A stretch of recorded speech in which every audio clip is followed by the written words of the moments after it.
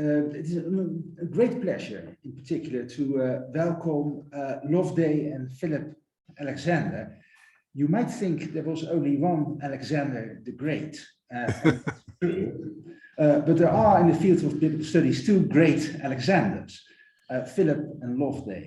And we need them both and their distinct expertise of Philip in Judaism and the expertise of Loveday in New Testament and Hellenism. We needed to solve the riddle of what is perhaps in several respects the most enigmatic of the New Testament writings, namely the letter to the Hebrews. So we are very fortunate this afternoon to welcome both Loveday and Philip, who will be giving a unique joint paper on the letter to the Hebrews as part of the preparation of their contribution to the new International Critical Commentary series. We look forward to the paper under the title, Why Write Another Commentary on Hebrews? What's Changed? And I've already circulated the handout, but will also shortly upload it in the chat. The floor is yours, Philip. Thank you very much, George. It's really lovely to see so many old friends, even if only on Zoom. We would have loved to have been with you in person in Cambridge, but alas, in these strange times we're living in, that's not very possible. What we're going to do is I will start off the presentation, introduce it, then I'll hand over to Loveday to say her piece, then I'll say my piece and conclude. So it's quite a long paper, I'm afraid, because the two of us had an awful lot to say and found it very difficult to condense what we were saying, but I hope it's not too condensed. So many years ago, Graham Stanton invited us jointly to write the new ICC on Hebrews. His thinking was, as George has just noted, that between us we covered all the bases. Loveday, as well as knowing the New Testament debates, is expert in the Greco-Roman context, while I know the Jewish context, and particularly the relevant Second Temple and rabbinic literature. Encouragingly, and somewhat dauntingly, he said we were the dream team. We accepted and have been working on the project on and off ever since. Our material has steadily accumulated, but basic problems remain. The most profound of these can best be described by borrowing a phrase from the eminent literary critic Harold Bloom. He spoke about the anxiety of influence. Bloom used this phrase to describe the state of mind of a modern poet, trying to find his or her voice, but daunted by the dazzling tradition of poetry that precedes them.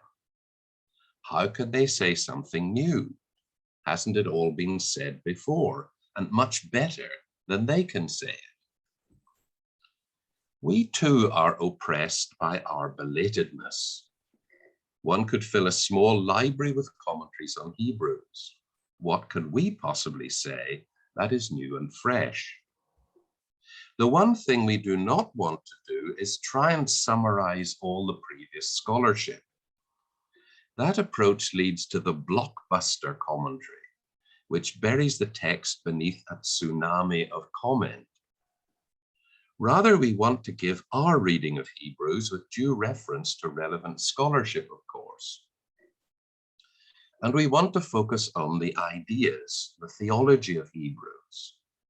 The author of Hebrews was a profound religious thinker, and we want to do justice to his thought. As we have wrestled with the text, we have begun to identify areas that, though they are vital for the understanding of Hebrews, are not, we feel, well represented in current scholarship. And this has given us confidence that we may be able to advance the understanding of this remarkable book.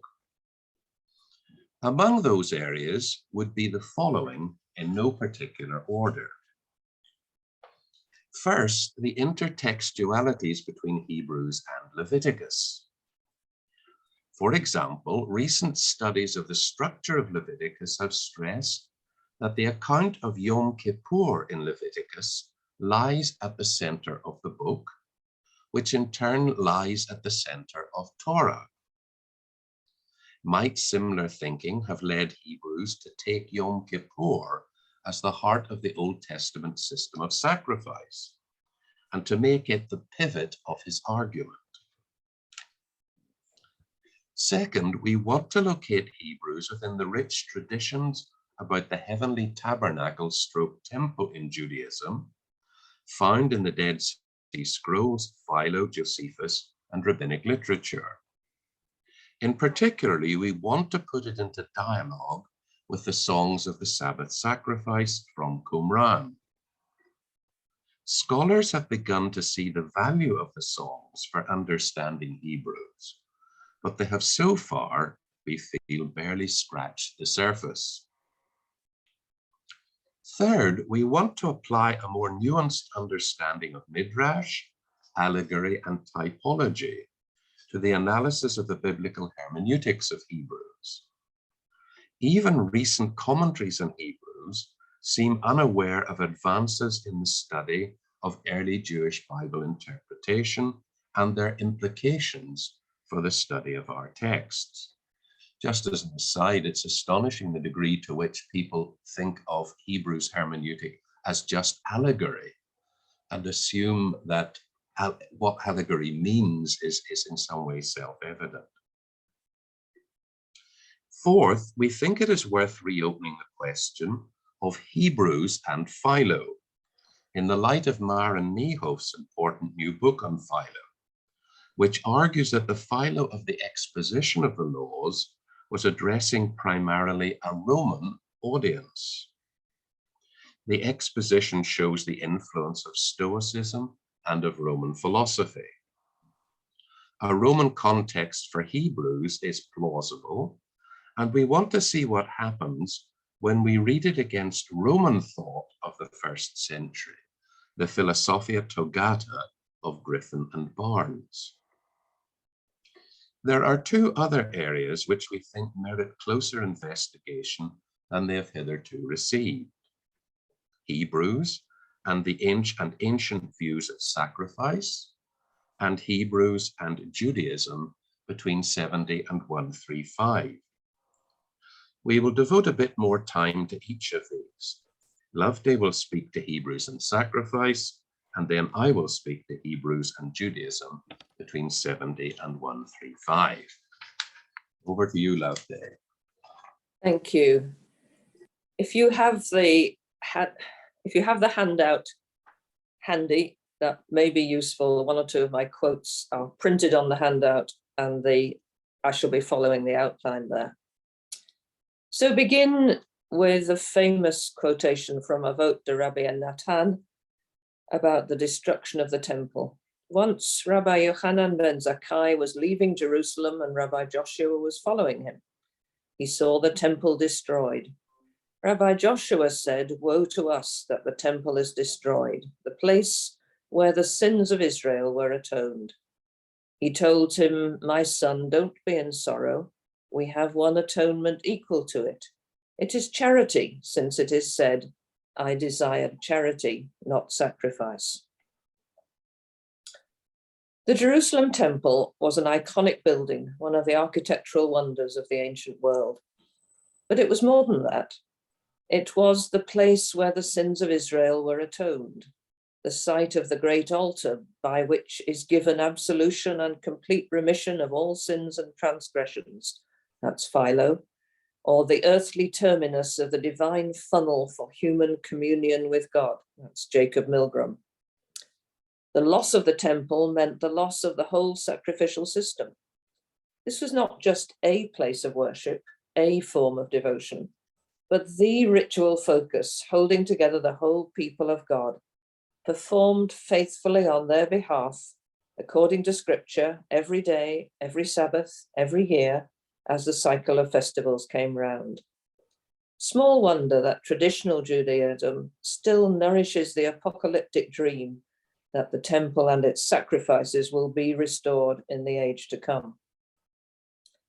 Just knowing that the temple was there, that the daily sacrifices were being offered, that the rituals of the Day of Atonement were meticulously performed each year to atone for the sins of the nation, was hugely important across the Jewish world, even if you could never see it yourself. We shouldn't underestimate the emotional impact of its destruction on Jews all over the world, including Jewish Christians. And as both Philo and Josephus testify, the focal point of the whole cycle was the High Holy Days, the autumn festival of New Year and the Day of Atonement. You didn't have to be physically there in the temple to take part in this, though you'd probably try to make a pilgrimage at least once in your life. Just the fact that it was happening was significant enough, fulfilling God's commands and offered on behalf of the whole people of God, indeed of the whole world, as Philo sees it. So the loss of the temple leaves an enormous vacuum to be filled, a sense of trauma, a sense of ritual deprivation. Hebrews, I would contend, stands precisely on this watershed, at one of the key fault lines between the ancient world and the modern. It's widely accepted that the letter, as we have it, is actually a homily with an epistolary ending. The title to the Hebrews is ancient. Most people think it's addressed to a group of Jewish Christians, probably in Rome, towards the end of the first century. Hebrews offers a powerful and moving exhortation to these Jewish Christians, urging them not to give up on their Christian faith in the face of persecution, and speaking of the need for endurance. Its readers are in danger of apostasy or drifting away, and many interpreters have identified this as the danger of slipping back into the familiar rituals and practices of Judaism.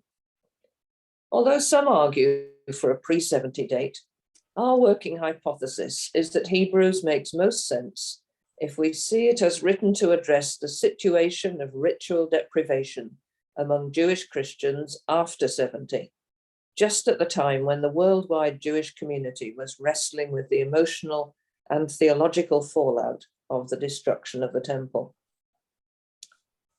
It's becoming a truism that times of cultural crisis expose fault lines already present. Doing without the temple had been a pragmatic reality of Jewish religious life long before 70, for Jews across the diaspora and even in Galilee. Some, like the Qumran sect, developed alternatives to temple worship. Synagogue liturgies and decoration evoked the worship being offered in the temple. The Day of Atonement was celebrated across the Jewish world with communal rituals of fasting and penitence, and a ritual reading of the text from Leviticus to evoke the high priestly ritual taking place in distant Jerusalem. After 70, these local rituals acquired a new importance as a substitute for the actual sacrifices which were no longer taking place. The priestly element continued to play a part in the rituals of the Jewish community. The rabbis themselves began an elaborate program of recording and reinterpreting the priestly rituals in the Mishnah.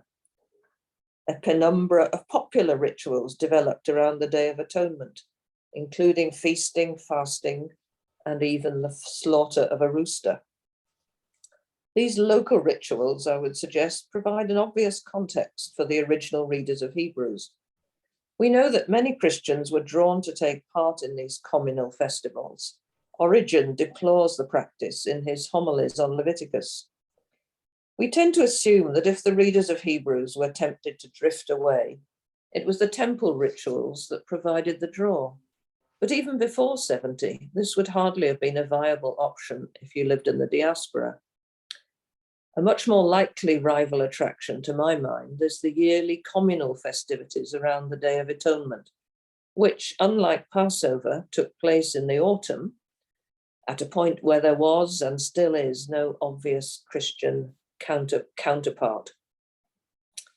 So we're arguing, as a working hypothesis, that Hebrews is a homily written to counter two things: a state of ritual deprivation caused by the destruction of the temple, particularly the loss of the atoning rituals of the Day of Atonement, and more specifically, B, a temptation to fill the gap by taking part in the Yom Kippur ceremonies of the local Jewish community.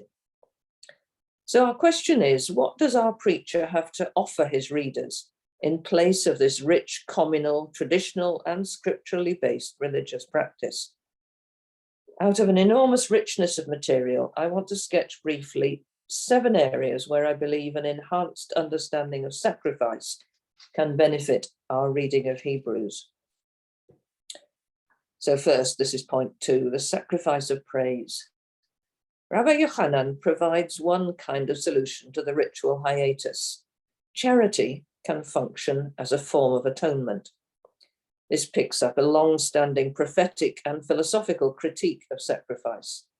It addresses what we might call the subjective aspect of atonement, the need for repentance and good works. This line of argument is familiar to Hebrews, who offers good works and koinonia as a form of sacrifice pleasing to God. That's 13:16. This idea was to prove enormously significant in the development of Christian charity and benevolence. But Hebrews also offers a liturgical solution with a more objective theological focus. The church is called to offer up sacrifices of praise, the fruit of the lips, through Christ, di autou, 13:15. It is the continuing work of the heavenly high priest to offer the praises of the church to God in the heavenly cult. It is because of what Christ has done and is doing that the church is able to offer to God acceptable worship with reverence and awe. 12:28. Behind this astonishing statement lies the whole argumentative strategy of the homily. What the nature of that worship might be is a question I will return to in my final section. So, second, point 3, the textualization of sacrifice. Hebrews, I would argue, offers a textualized reading of sacrifice that has both continuities and discontinuities with the sacrificial imaginaire of post-70 Judaism. Crucial for understanding the way the argument of Hebrews works is a process that Gary Anderson calls the scripturalization of the cult, and I'm referring to his article on sacrifice in the Anchor Bible Dictionary. Rather than trying to reconstruct the actualities of the cult of the temple, or even of the tabernacle, on historical critical lines, this ancient hermeneutical process starts from the final form of the text and develops exegetical strategies for resolving contradictions and anomalies. This process had already begun in the pre-70 era and can be traced within scripture itself, as well as in Qumran and rabbinic texts. It's a live tradition that continues to the present day. Rather than dismiss such exegetical constructions as misreadings, we are learning to appreciate them as artful constructs, which allow the religious community to continually reappropriate the riches of the sacrificial imaginaire and reinterpret ancient rituals for a new age. As we read Hebrews, we shall be seeking to identify, in his interpretation of the Hebrew Bible texts, to identify elements that our preacher has taken over from the common imaginaire and is using to communicate with his audience. But we shall also be looking out for the new creative elements that will lead to the emergence of a new Christian hermeneutic of sacrifice. Now, point 4, Hebrews offers a totalizing reading of sacrifice as a ritual process. In the popular imagination, sacrifice is commonly identified with slaughter.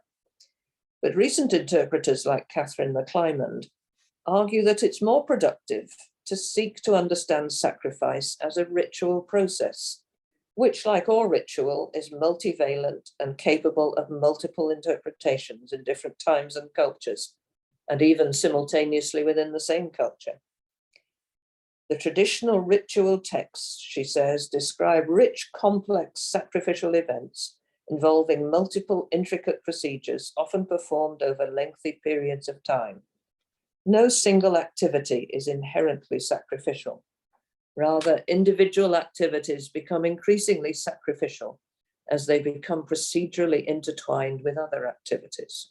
End quote. One of the classic descriptions of sacrifice as a ritual process is the pioneering essay by French sociologists Hubert and Mauss on sacrifice.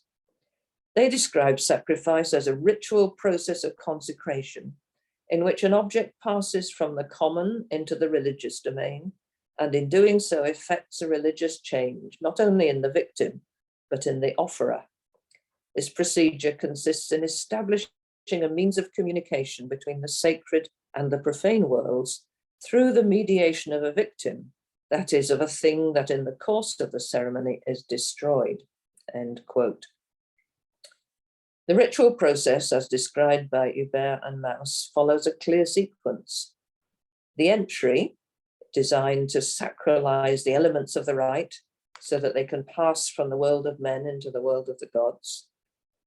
The priest performs an essential function as a mediator who stands on the threshold of the sacred and the profane world and represents them both at one and the same time. They are linked in him. The place of sacrifice traces out a series of concentric magic circles of steadily increasing holiness, which must themselves be sacralized. The victim, with the aid of the priest, the victim or offering, accomplishes the full transition to the realm of the gods, which is impossible and too dangerous for the offerer. The victim too has to be sacralized by a series of ceremonies, which render it progressively more sacred. And finally, the exit, in which the priests and the offerers have to exit the sacred space by a similar series of ritual actions in order to return safely to the world. In Hebrews, this ritual process, supremely exemplified in the rituals of the Day of Atonement, is used in a complex and sophisticated way to develop, I argue, three typological categories for understanding the person and work of Christ. And I have put this on the handout in a part, page 4. So the ritual process, the person of the high priest, Hebrews deals with in chapters 5 to 7, the tabernacle as ritual space in chapter 9, the offering of the victim, chapters 9 to 10. And that corresponds in Hebrews Christology with priesthood and incarnation. We have a high priest, the heavenly sanctuary and ascension, we have an altar, and then the sacrifice and self-offering of Christ. So, of those three, first, the person of the high priest. The mediatory role of the high priest is central to Hebrews' sacrificial imaginaire. Hebrews' reading of the high priestly role has strong echoes in contemporary Jewish texts in Josephus and Philo. The role of the high priest is especially focused on access to God, enacted on the Day of Atonement, the one day in the year when he and only he enters the unseen inner sanctuary, surrounded by clouds of incense which shield its mysteries from human eyes. Because of this, the true high priest, as Philo says, is endued with a nature higher than the merely human and approximating to the divine, on the borderline, we may truly say, between the two, that men may have a mediator through whom they may propitiate God, and God a servitor to employ in extending the abundance of his boons to men. That's quoting the lower translation. Hebrews is well aware of this nexus of ideas about the high priest, but gives it a characteristic twist. The Son's humanity means not just sharing flesh and blood, but sharing suffering, temptation, chapter 2, and even weakness in chapter 4. Hebrews' high priest, unlike Philo's, is not immune from human weakness. On the contrary, it is precisely this identification with humanity's weaknesses that enables the Son to fulfill the divine side of his borderland role, described in 5:1 as takata ton theon, as a merciful and faithful high priest who can make atonement for the people. This is what empowers us to approach the throne of grace, the hilasterion in the Holy of Holies, with confidence, 2:14-16. But to be a high priest, you need the right family tree. Again, a topic that Philo spends a long time on. Hebrews addresses this in chapters 5-7, using the figure of Melchizedek with characteristic ingenuity and wit to explore the heavenly side of the high priest's role and to undercut or subvert the authority of the Mosaic law itself. This ingenious argument allows Hebrews to claim that, unlike their contemporaries in the post-70 Jewish community, the followers of Jesus still have a high priest, echomen, emphatic, indestructible, based in the heavens, and eternally offering intercessions there for his people, able for all time to save those who come to God through him, because he is alive forever to make intercession for them, 7:25. So the ritual ascent of the high priest into the sanctuary on Yom Kippur is an ascent into the very presence of God. For Hebrews, this becomes a parabole, a parable provided by the Holy Spirit of the whole career of Christ from incarnation to exaltation. As heavenly high priest, Christ is exalted at the right hand of the Majesty on high. He has entered into heaven itself, now to appear in the presence of God on our behalf, 9:24, not annually, but once for all, 9:26. The priestly task of Christ is the task of the ascended and exalted Christ. It is what he is doing now in heaven on our behalf. Ascension is not just an afterthought in Hebrews. It is the culmination of the whole sacrificial process, the climax to which the whole ritual points.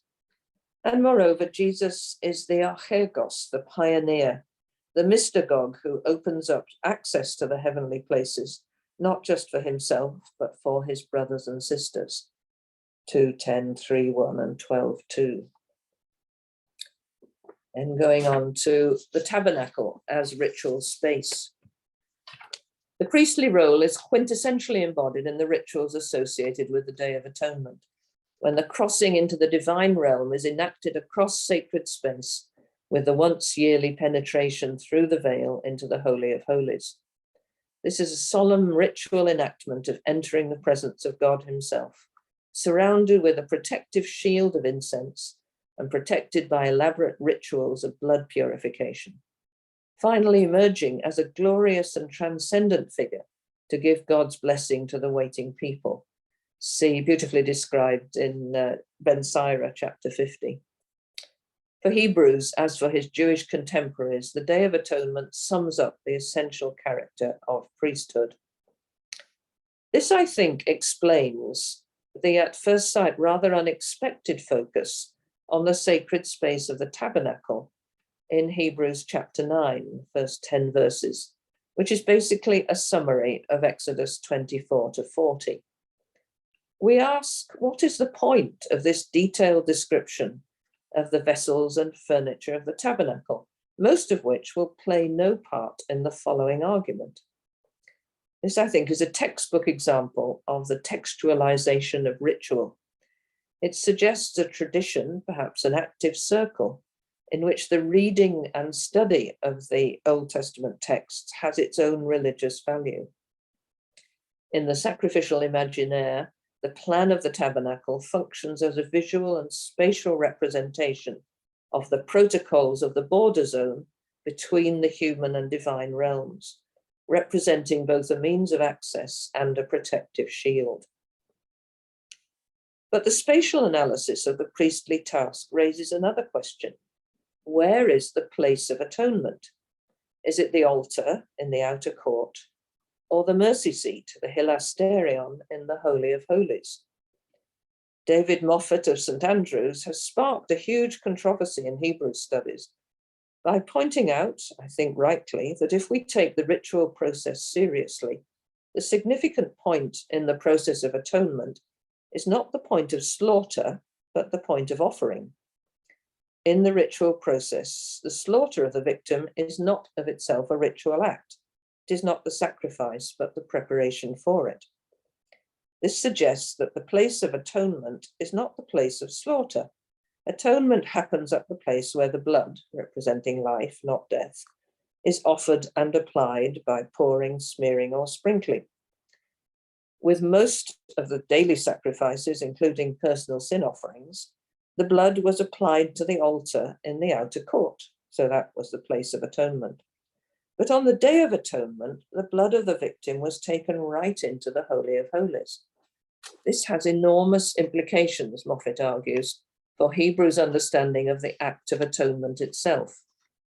It is not the death of Jesus, but the entrance into heaven of the risen and exalted Christ that constitutes his offering of himself. So we come to the victim, the blood of the covenant and the offering of the victim, Hebrews 9 to 10. But before that can happen, there has to be a death.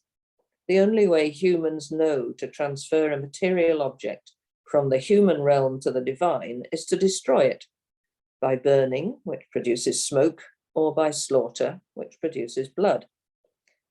I am reminded of the old Sunday school joke.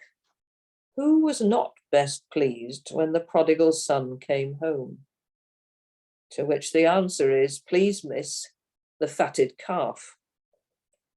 It's one of those not so funny jokes that testifies to a shifting of tectonic plates between generations. It suddenly opens up a window into the viewpoint of the only actor in this whole ritual drama who doesn't have a say in what happens, the invisible victim. This aspect of the sacrificial imaginaire has assumed increasing importance in the last half-century. As Frances Young notes in her 2014 Didsbury lectures, the most recent theorizing of sacrifice is dominated by concern for the victim. It is facile to dismiss this as a modern problem, a product of our squeamish age, fueled by the heightened sensitivities of a generation more attuned to animal rights than its elders ever were.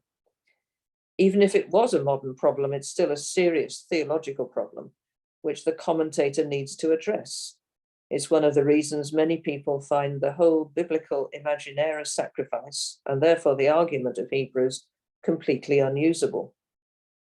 Concern for the victim has sparked some of the most creative theological thinking about the theology of sacrifice in recent times, notably in the work of René Girard and Moshe Halbertal. But I don't think this is simply a modern phenomenon. There were, of course, vegetarians in the ancient world.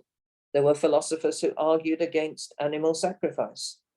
And there are already hints of unease with the silencing of the victim in the biblical tradition, for example, in the Akedah tradition. In fact, if Girard is right, it is because of the Bible and its influence, recognized or unrecognized, that our culture has developed such a sensitivity to the plight of the victim.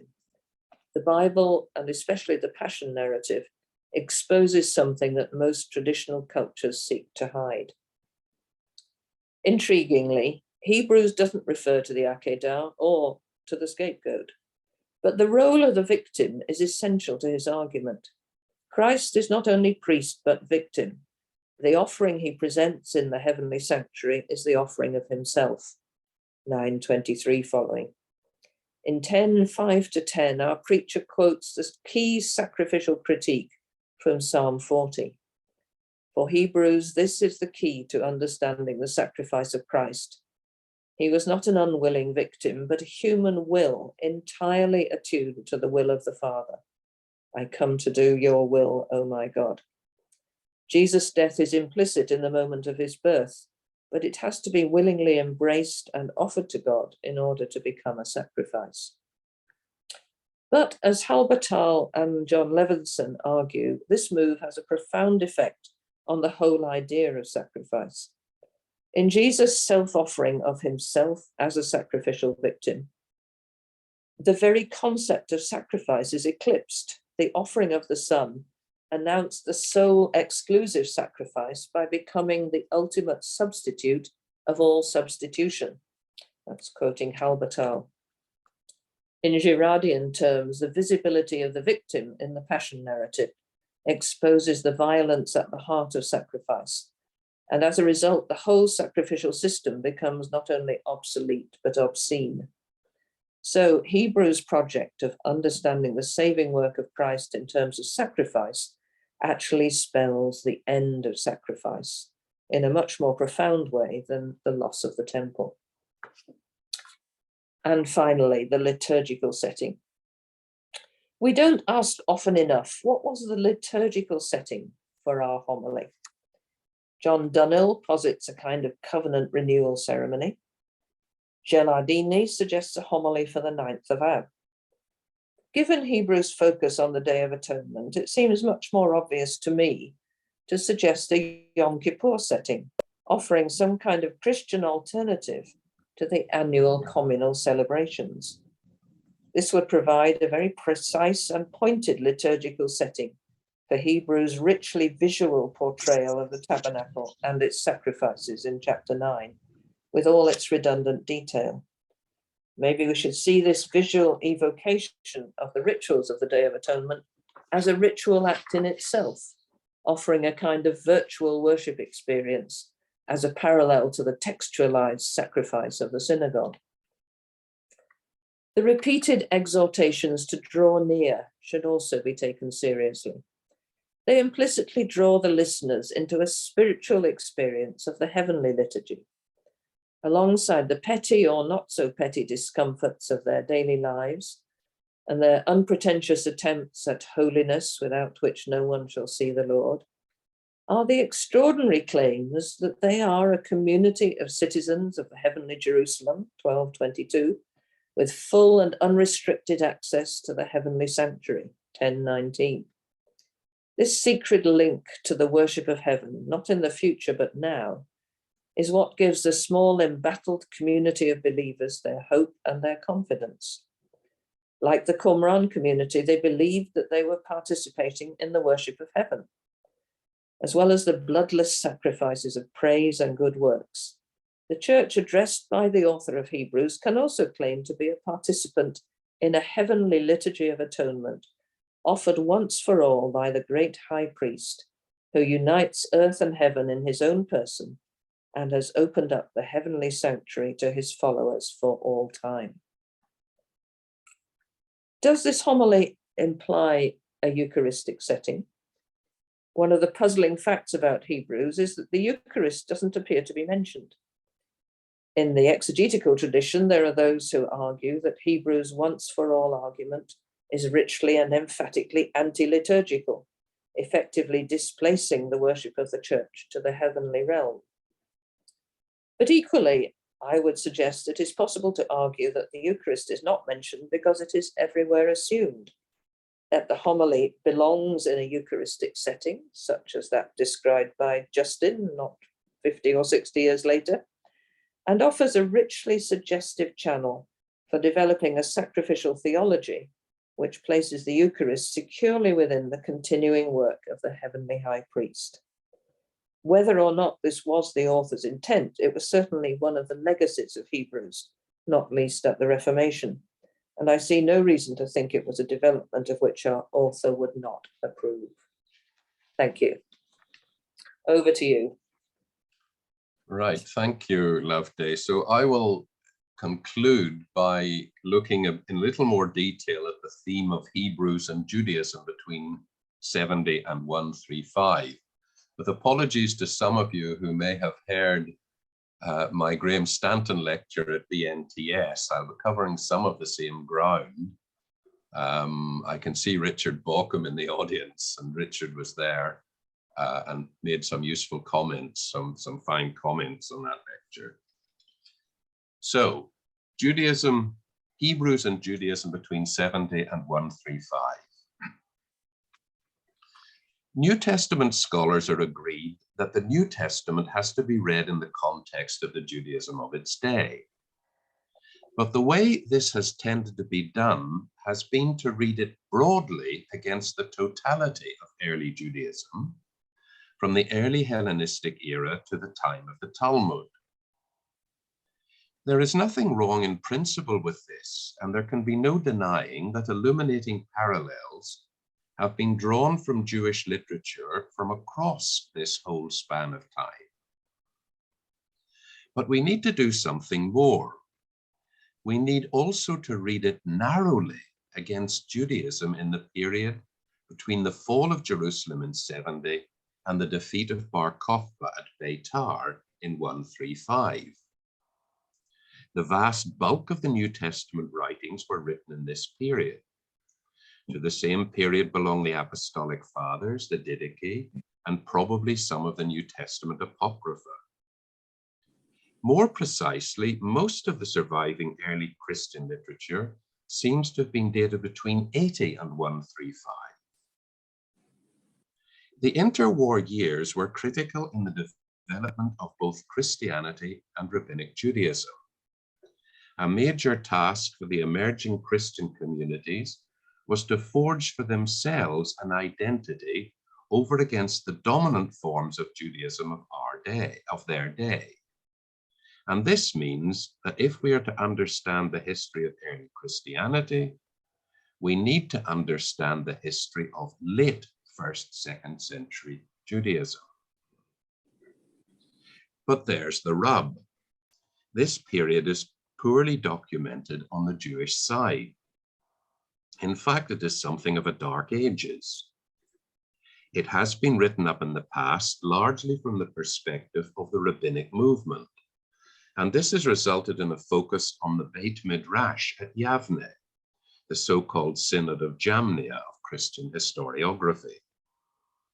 Stories about Yochanan ben Zakkai's escape from Jerusalem and his founding with the agreement of the Romans of a Beit Midrash at Yavne on the coastal plain have been supplemented by teachings attributed to the rabbis of the period, the first 3 generations of the Tanaim, extracted mainly from the Mishnah.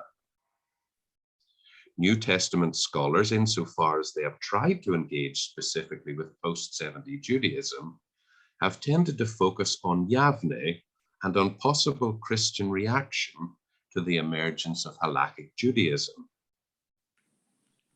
Halakhic Judaism, which Yavne represents, partly, I suspect, because they wrongly assume a sudden triumph of rabbinism after 70. But I argue that Halakhic Judaism was not the only form of Judaism which flourished in this period. Messianic Judaism was strong in the interwar period. Particularly from around 80 onwards, eschatological hopes among Jews ran high. What this meant is that many Jews had not accepted that their defeat and the destruction of the temple was final, but were living in expectation that Rome would be imminently overthrown and the temple restored. I have dealt with this more fully elsewhere and will simply summarize the case here. First, we have a number of Jewish apocalypses dating from the end of the 1st century CE. The 2 most important of these are 4 Ezra and 2 Baruch. These are impressive works which every New Testament scholar should have at their fingertips. 4 Ezra was composed around 100, originally in Hebrew, probably, I believe, though this is very controversial, in Rome, which the author refers to under the code name of Babylon, a common conceit among Jews of the period.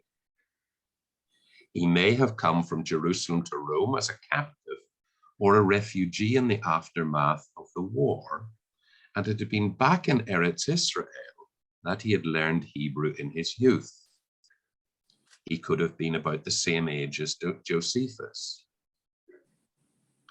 2 Baruch was also composed originally in Hebrew, but its author clearly signals that he is in Eretz Israel, which at this period probably means the Galilee. But he seems to have intended his treatise to be sent to Rome, again concealed under the codename Babylon. He knew 4 Ezra, and there are many overlaps with that work. However, he does not slavishly follow 4 Ezra, but has his own distinctive voice. Both 4 Ezra and 2 Baruch write to console the Jews in their present plight, and the consolation that both offer is the promise promise of imminent redemption. Rome will be smashed by the King Messiah, Jerusalem rebuilt, and the temple restored. There are other apocalypses from this period, such as Sibylline 5, composed in Greek and Alexandria early in the reign of Hadrian, and the Apocalypse of Abraham, of uncertain provenance, but composed probably around 90 in Greek or Hebrew.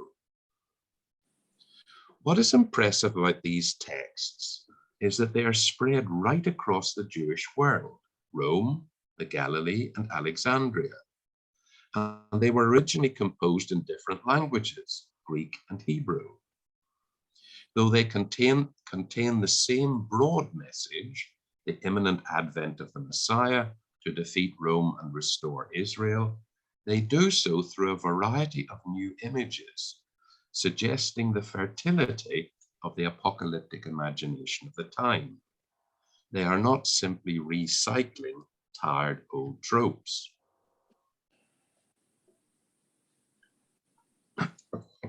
A second sign of a fin de siècle mood is the persistence of zealotry. Masada was not the zealot's last stand.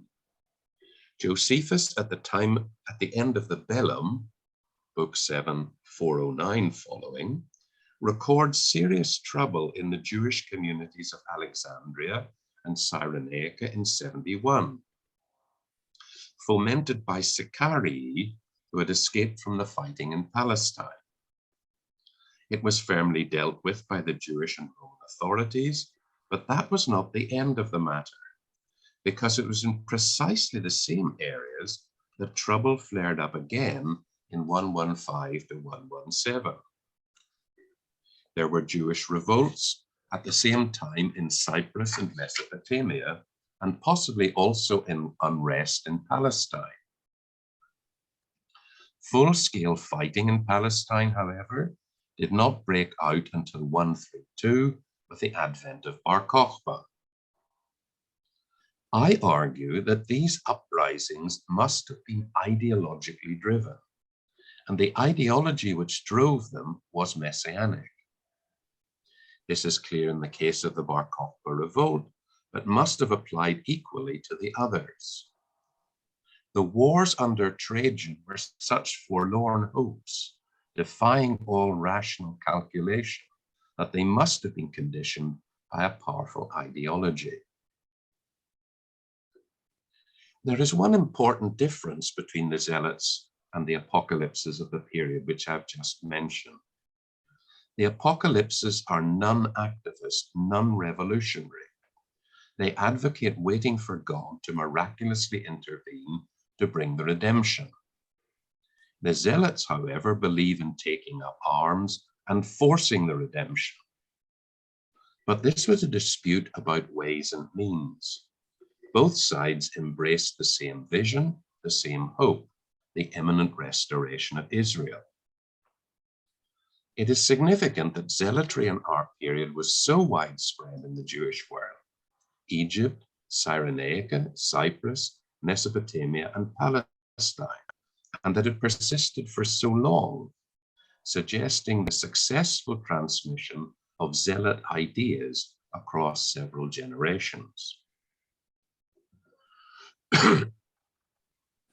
Third, changes in Jewish liturgy attributable to this period point in the same direction as well. The most obvious of these are the post-70 modifications introduced into the standard daily prayer, the Amidah. This prays for the uprooting and destruction of the arrogant kingdom, clearly Rome, for the coming of the Messiah, for the restitution of political independence and the temple cult. So Jews who prayed in Hebrew in our period prayed daily for a reversal of the defeat of 70. I would also suggest that the apparent prevalence of fasting among Jews in our period, a phenomenon remarked upon, for example, in the Epistle of Barnabas, were linked to eschatological hope. I have argued elsewhere that this fasting was closely connected with mourning for the loss of the temple, It was probably in our period that the 9th of Av emerged as a day of national commemoration of that event. It was probably also in our period that the Greek version of Lamentations was done to provide Greek-speaking Jews with a liturgy to mourn the destruction. It was probably in our period that the mourners for Zion, the Avilate Sion, arose, an ascetic group which lived a life of extreme penance for the loss of the temple. The author of 2 Baruch may have had links with this movement. The key point to note is this: at the heart of all this fasting and flagellation was the hope of restoration. Its whole point was to move God to put an end to the punishment of his people. It is therefore further evidence of eschatological hope. If I am right that the hope for the imminent restoration of Israel was widespread in the Jewish world at the end of the 1st century, then this has potentially profound implications for how we understand the eschatology of the Christian movement at this period. From its inception, the Christian movement had been eschatologically orientated. It had been founded by an eschatological prophet who had announced the imminent arrival of the kingdom of God, and it was expecting his return. Christian eschatology and Jewish eschatology were convergent.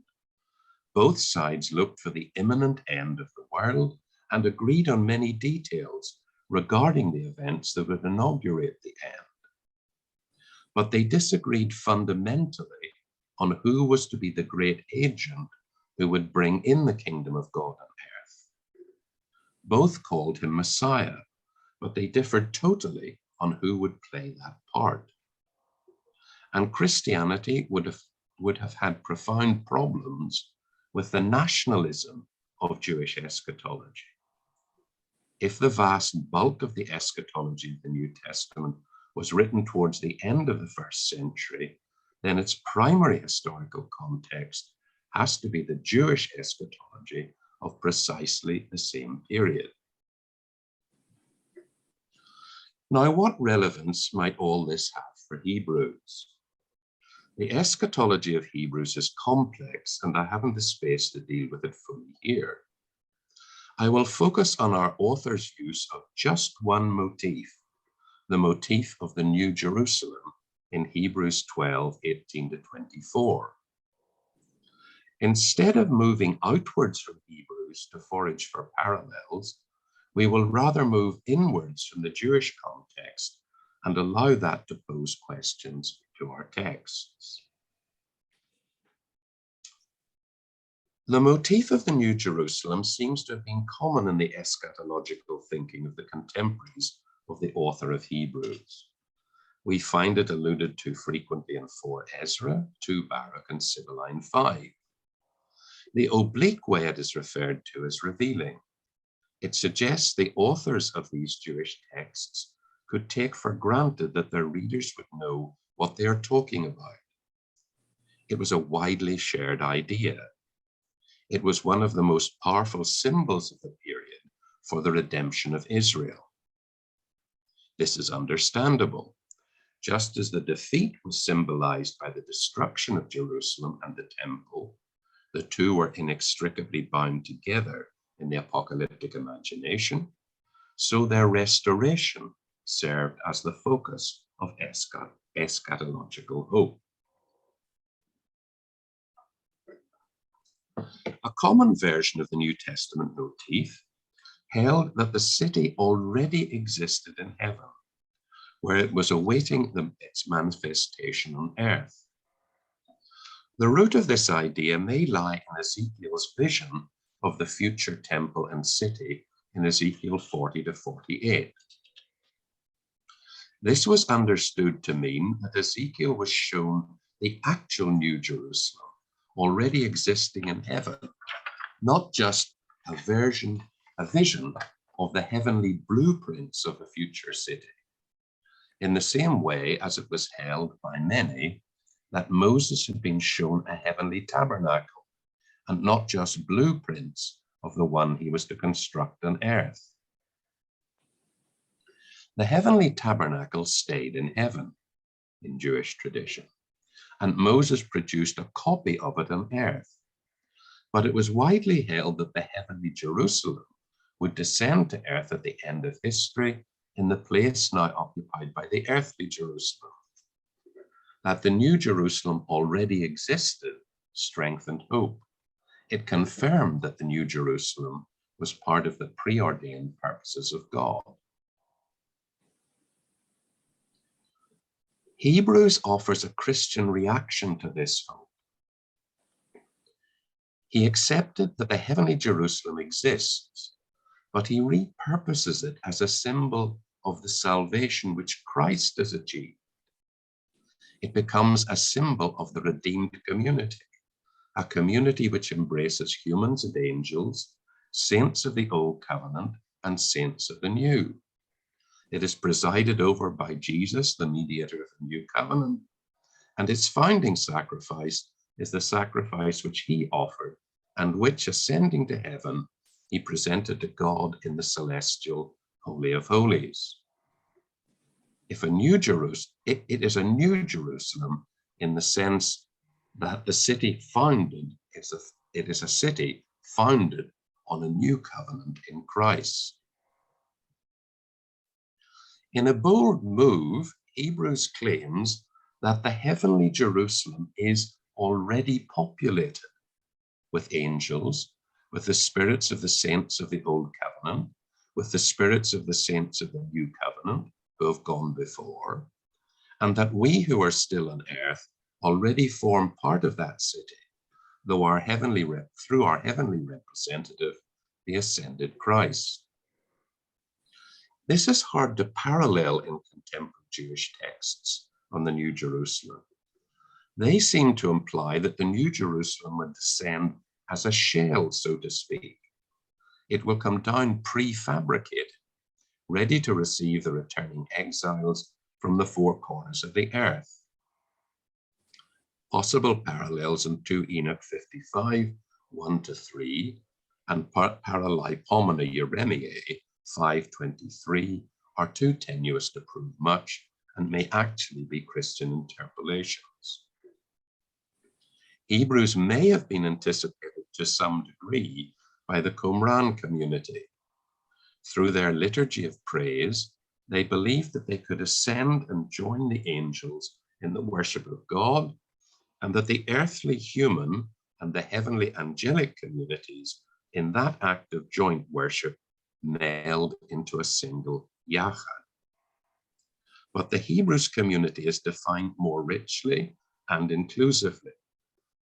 Hebrews is more obviously anticipated by Paul in Galatians 4:26-27 and Philippians 3:20-21, and by Ephesians 2:19-22.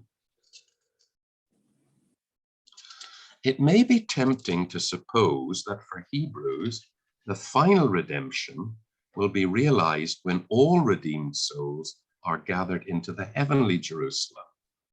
Redemption is a post-mortem state. In other words, he leaves no place for the descent of the new Jerusalem to earth at the end of time. But this would, I think, be a mistake. He clearly subscribes to a classic end-time eschatology. Christ will appear on earth a second time, not to deal with sin, but to reward with salvation those who are waiting for him. 9:28 compared 10:31. He uses the world to come in its conventional sense of the redeemed world at the end of history, the time when all things will be set right. 2:5, 6:5, 9:26. He believes in the resurrection of the dead and in a last judgment. 6:2. His reference to the future shaking of all things, 12:26-29, alludes surely to the common apocalyptic motif of the birth pangs of the Messiah, the tribulations on earth that will herald the end. The everlasting city which we seek, he says, is to come, That means surely that it will be manifested on earth, 13:14. He emphasizes in Hebrews the vertical axis of salvation because he wants to assure his community here and now that their redemption has been achieved once and for all in heaven, and to offer balm for their present cultic deprivation by inviting them to commune in spirit with the redeemed community of the heavenly Jerusalem. But that is not to deny that there is a horizontal axis to the work of salvation in his thought as well, or that the heavenly city will at the end of time be manifested here on earth. I would see therefore a profound congruence between Hebrews' view of the New Jerusalem and the view in Revelation 21, 9-27. Revelation does not say anything about the heavenly Jerusalem as already the home of the redeemed community. But in the light of Revelation 4, I see no reason why he would have had any problem with this idea. Both Revelation and Hebrews may have subscribed to the view that the world to come is actually the breaking into this world of the heavenly world, the converging of the vertical and the horizontal axes of salvation.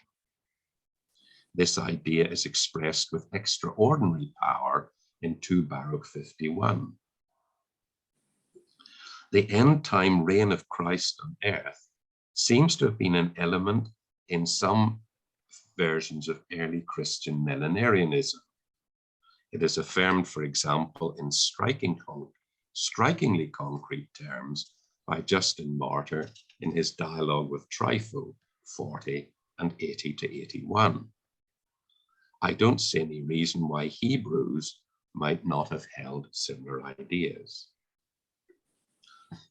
But all this only sharpens the conflict with Jewish nationalist hopes in the late 1st century. Both Christians and Jews looked for a concrete transformation of life on earth at the end of history. But for Jewish apocalyptic of the period, the New Jerusalem was the Old Jerusalem restored, with the revival of the Mosaic cult in a rebuilt temple. The new city and the new temple might be more glorious than the old city and the old temple, but that should not blind us to the fact that what is envisaged is fundamentally a revival, a restoration. For Hebrews, that runs directly counter to the purposes of God in history. And Hebrews constructs a profound theology of temple and sacrifice to demonstrate why this is the case. He cannot support Jewish nationalism, at the heart of which was the restoration of the old temple. The temple cult belonged to the old order that had been superseded by Christ. For the author of Hebrews, the New Jerusalem was radically new. It was founded on a new covenant and on a new perfect and eternally efficacious sacrifice. We should resist the temptation to argue that what marks out Hebrews in this is its universalism, in contrast to the particularism of the Jewish eschatology of its day. The redemption it envisaged was certainly universal. Jesus atoned for the sins of humanity, not just of Israel. And it was as a representative and forerunner of humanity that he entered into the celestial Holy of Holies on the cosmic Yom Kippur to present his offering to God. Zealot eschatology may have focused in a narrowly nationalistic way on the redemption of Israel, but that is not true of the eschatology of 4 Ezra and 2 Baruch. There are strong universalistic strands in their thinking. This narrows the difference with Hebrews down to one key point: the basis on which the polity of the New Jerusalem would be founded. For Hebrews, it will be based on the new covenant in Christ and on his atoning once for all sacrifice. For Jewish eschatology of the period, it will be based on the Old Covenant at Sinai and on the sacrificial system it prescribed. Hebrews makes this point pretty explicitly in chapter 12 in its sharp contrast between Mount Zion and Mount Sinai. For Hebrews, the Sinai order forms an inadequate basis for the redeemed world at the end of history, and so, to cut a long story short, Christians cannot support Jewish nationalistic aspirations. I have time only to scratch the surface of this rich vein of thought, but I hope I have said enough to illustrate the advantages of reading Hebrews against Judaism, specifically of the late 1st century. In conclusion, we want to offer fresh insights on Hebrews, but we don't want to innovate for innovation's sake. Nevertheless, there is new evidence to be brought to the table and new approaches to be explored. Commentary on Hebrews has clearly progressed. We are now better placed to understand Hebrews in its historical setting than our scholarly forebears were 100 years ago. Take the commentary on Hebrews by the great 19th century English scholar Brooke Foss Westcott. This is full of deep insights and offers a particularly fine reading of the Greek, as we would expect from someone with Westcott's excellent classical training. But what is striking is what is missing. As one would expect, he makes no reference to the Dead Sea Scrolls.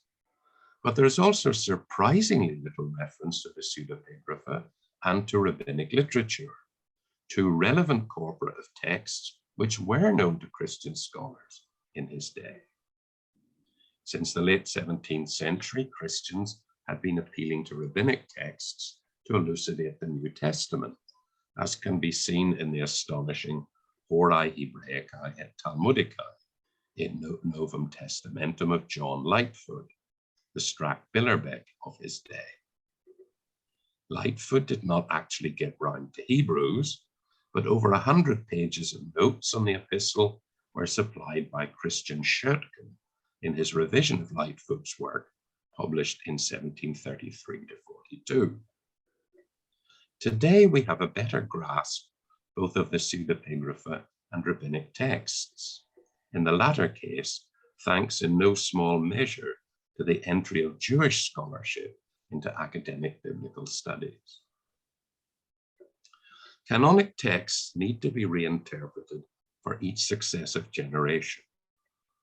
We are hoping to play a part in mediating Hebrews afresh to readers in the first half of the 21st century, whether Christian or not, in terms that will make this remarkable book speak to their condition.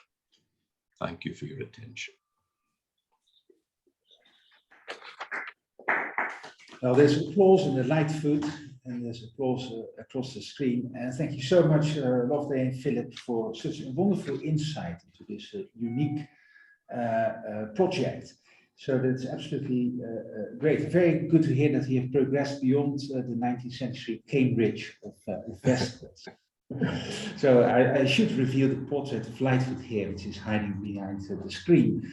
But this absolutely splendid. It's a very rich audience on Zoom and also in the room. So I suggest we alternate between room and Zoom.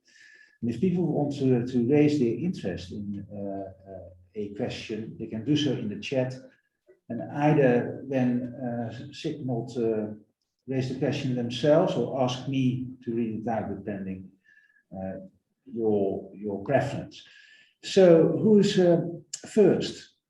From the room, perhaps. I think Professor Simon Gallagher is willing to raise the first question. Make him visible through how? Oh my goodness. Oh wow. So if I start talking, Wow. it'll come out. Yeah. Right. Well, I don't know about the. There's a sort of weird echo. Is your mic on?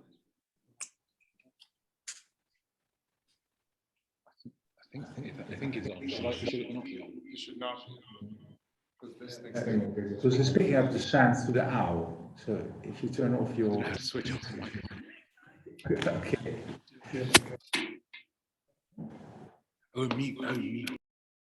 The switch off that. Yeah, great. Okay, sorry. Especially this is more audible. So this is Professor Gallagher. Thank you so much, Philip and Loveday, for such a rich paper. And I suppose I had one question about commentary writing in general, and one more specific question about Hebrews.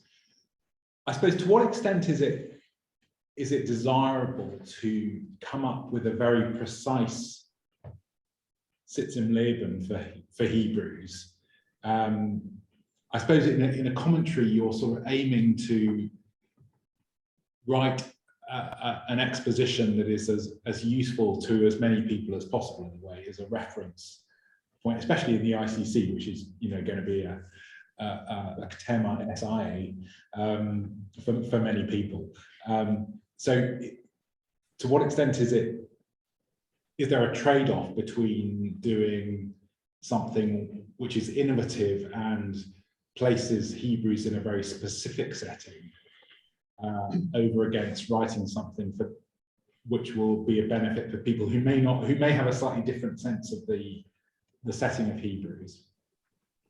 And then I suppose a second question just on Hebrews specifically.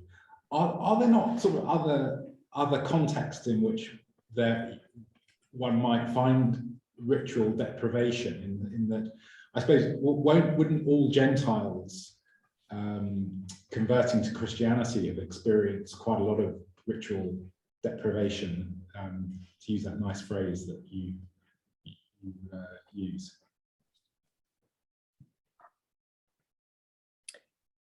Okay.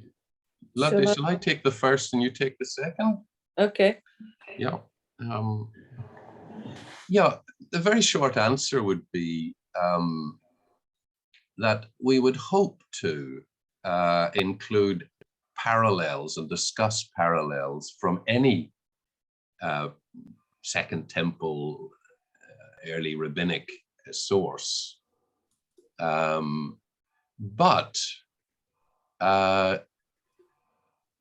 it's a trade-off. We really are convinced that you can reconstruct that precise context at the end of the first century that is contemporary with the author of Hebrews. And as Loveday said, we're putting him in the 80s, and we'll have to justify that. And we're so struck by the fact that putting it in that precise context raises so many interesting new insights, as it seems, that we want to emphasize that. So maybe when we get down to writing the final text, we will include an awful lot more parallels from everywhere. But at the moment, our working hypothesis is that it's narrowly reading it against late first century Judaism that is bringing the most insight into new, what we think is largely new insight into the text. I think that's fair enough, Loveday. Is that right? You would agree? Yeah, can I pick up on that? Yeah. I think it's an interesting question, Simon, which I remember discussing at length with Morna Hooker in relation to another commentary, actually. And I said, would it be all right to start with a working hypothesis and to read the commentary in light of that and as a means of evaluating it? And she responded, I thought that's what commentaries were supposed to do. So there's an endorsement for that policy. I'm reminded of Barrett's commentary, ICC on Acts, which does the opposite. And as he rightly says, you can't write the introduction. If you could keep a completely open mind, you can't write the introduction before writing the commentary, because almost the only evidence we have for most New Testament texts, but certainly for Hebrews, is within the text itself. In other words, once you've listed the small amount of external testimonia, all the argument is derived from the reading of the text. So there's an inevitable circularity in the process of commentary writing. And I think, to me, the best approach is simply to make that visible, to be upfront about what you're doing at the beginning, but as it were, as they used to tell me at school, to show your working, and see, test this hypothesis to destruction. We come to a text, does this undermine our hypothesis? If so, we'll go back and, as it were, revisit it in the light of what we've discovered in the reading of the text. But thank you for that question. Question about ritual deprivation. Yes, I think Gentiles did suffer from it when they became Christians. And that's perhaps partly what's behind the question Paul deals with in 1 Corinthians 8 and 10, the food offered to idols. And I think it's particularly the communal aspects of being excluded from the whole social world of sacrifice is perhaps something we should pay more attention to.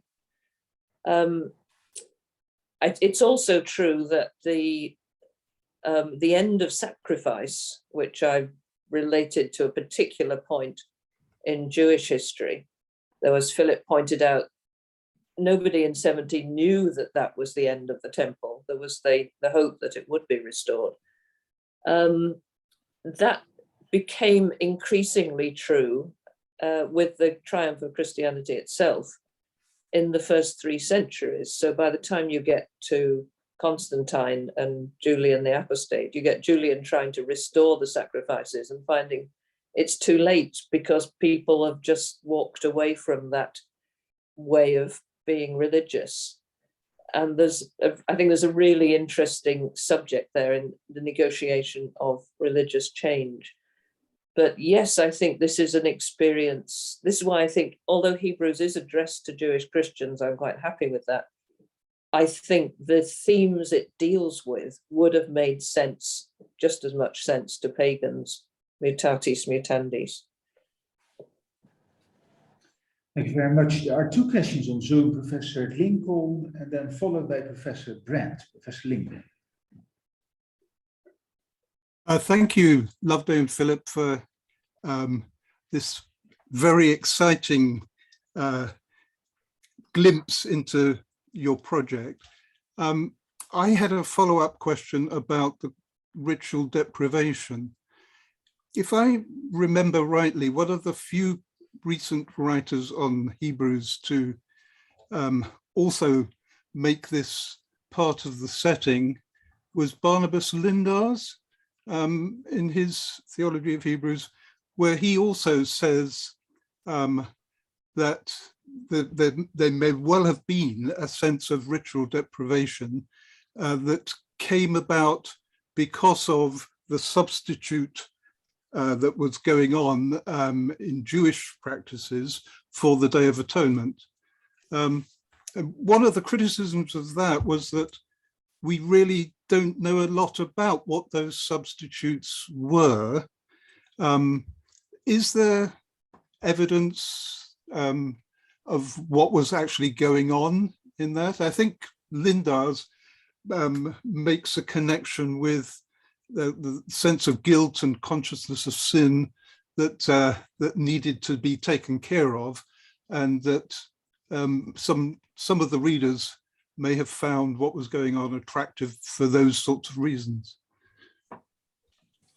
Can I pick that one up? Thank you, Yes. Andrew. Yeah. That's a very nice question, and I'd like to go back to Barnabas in due course.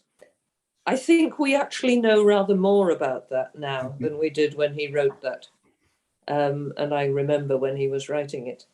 The book I mentioned in the book list is Daniel Sturcker Ben Ezra. It's a big Brill volume on the Day of Atonement. It's a fascinating volume, collecting all sorts of stuff.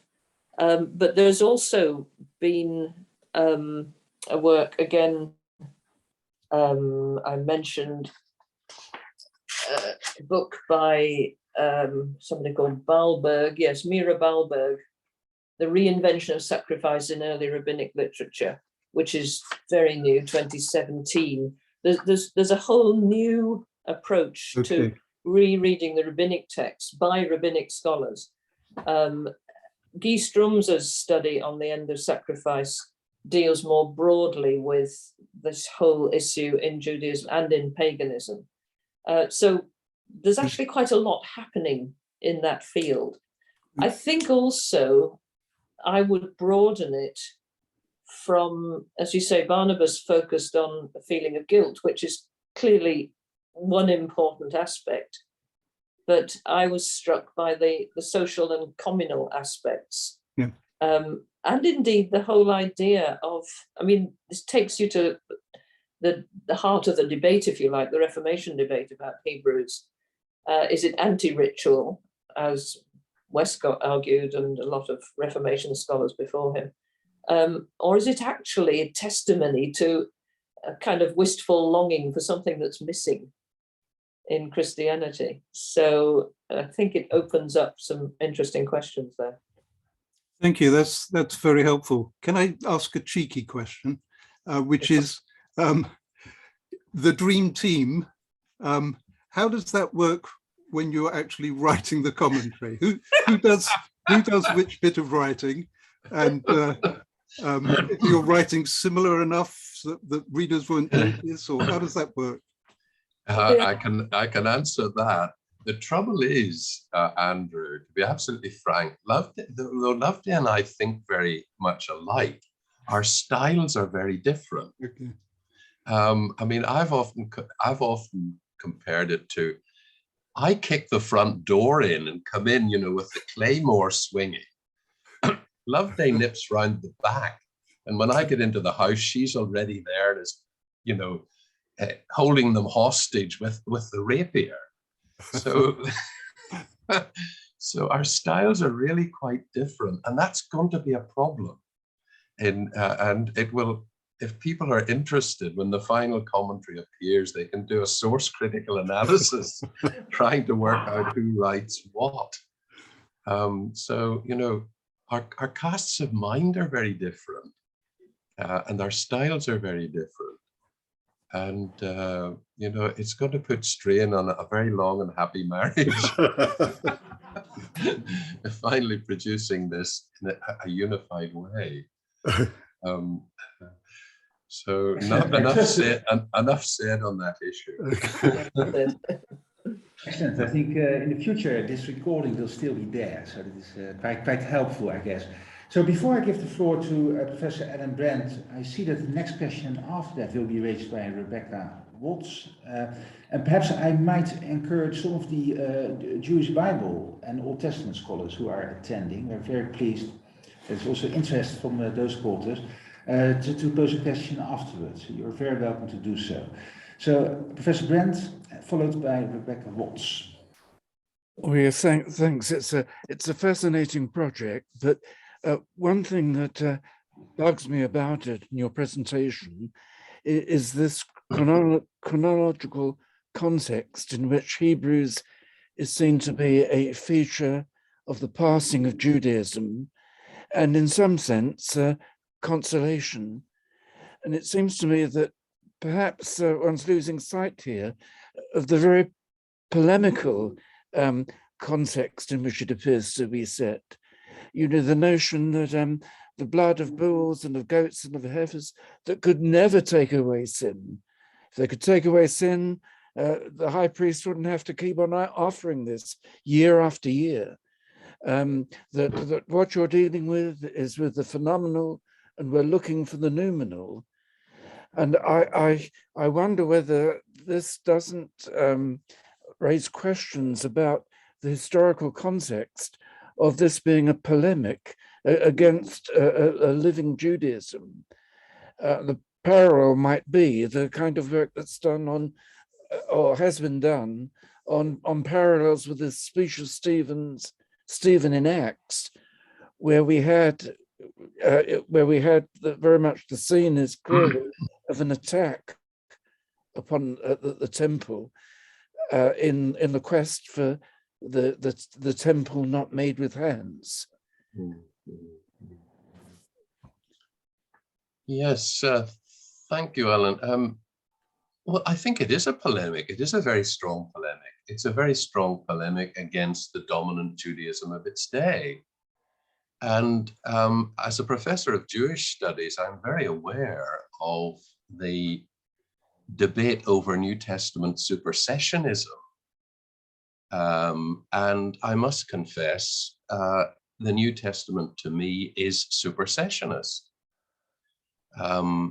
They talk about the claim that Christianity claims to be the fulfilling of the Old Testament, which of course it does, and that is somehow or other not supersessionist.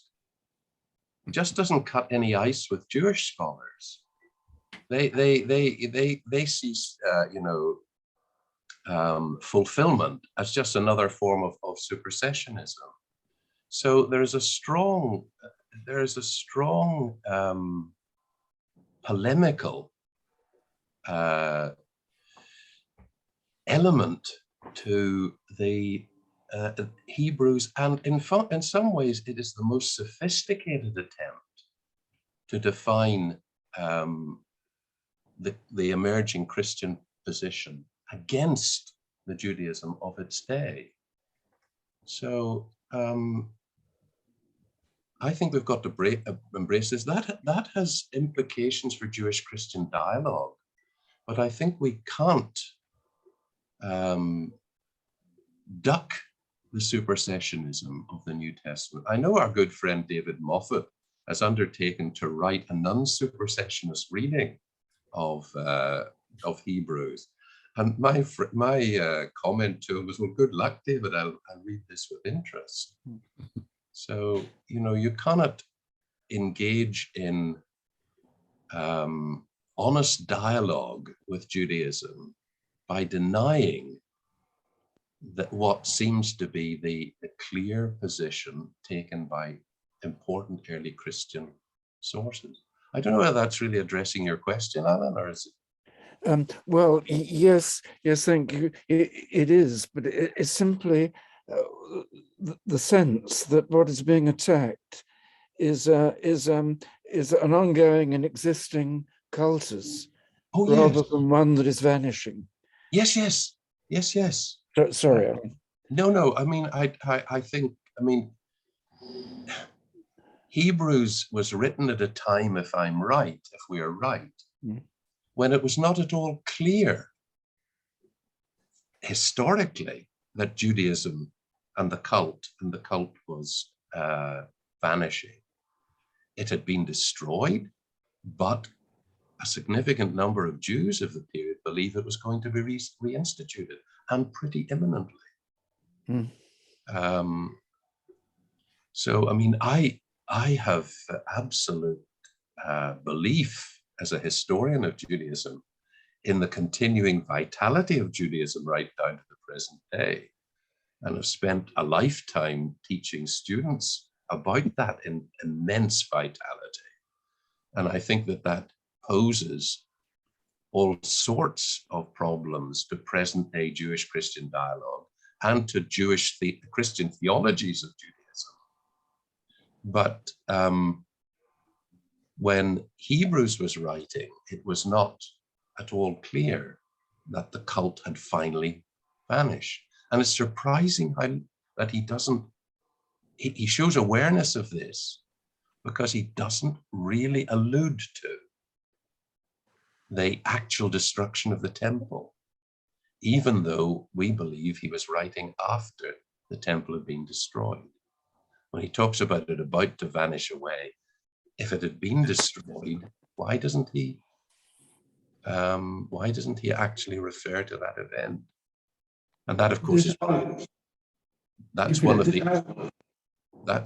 of the arguments why people want to say that he was writing before the destruction of the temple.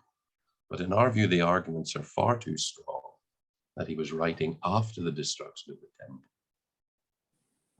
Does our own expert, Dr. James Carter-Paget, want to come in this point, or not necessarily? Where's Jim? Where's Jim? Where's James? I think he just disappeared after your conclusion.